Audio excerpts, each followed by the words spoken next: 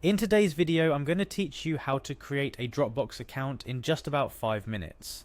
Let's start with why you might need Dropbox. It's a cloud storage service that allows you to save files online and sync them to your devices, share files and folders with others, and collaborate on projects. Whether you're a student, a professional, or just someone looking to back up their personal files, Dropbox can be incredibly useful. So, how do we get started? It's simple, really. The first thing you need to do is navigate to Dropbox's website. Just type www.dropbox.com into your browser's address bar and hit enter. You'll be greeted with Dropbox's homepage, which is designed to be user-friendly and informative.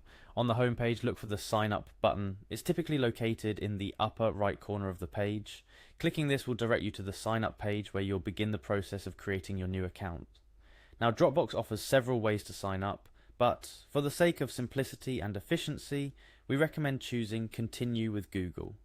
This option allows you to use your existing Google account to create your Dropbox account, streamlining the process by filling in some of your information automatically. Plus, it's one less password for you to remember.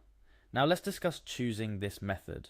When you click on Continue with Google, you might be asked to log into your Google account if you're not already logged in on your device.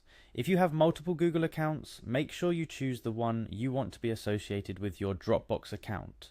Once you select your account, you'll be prompted to give Dropbox permission to access some of your Google account information. Don't worry, this is standard practice for using one account to sign up for another service.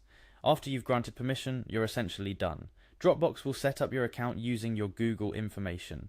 You should then be taken to your new Dropbox dashboard, where you can start uploading files, creating folders, and exploring all the features that Dropbox has to offer. Before we wrap up, a few tips to make your Dropbox experience even better. First, take some time to familiarize yourself with the Dropbox interface. Explore the different menus and settings. Dropbox has a lot of features like file versioning, link sharing, and collaborative folders, which can be incredibly useful once you know how to use them. If you intend to use Dropbox on multiple devices, consider downloading the Dropbox app for your mobile device or the desktop client for your computer. This will allow you to sync files across devices seamlessly. Finally, consider your security.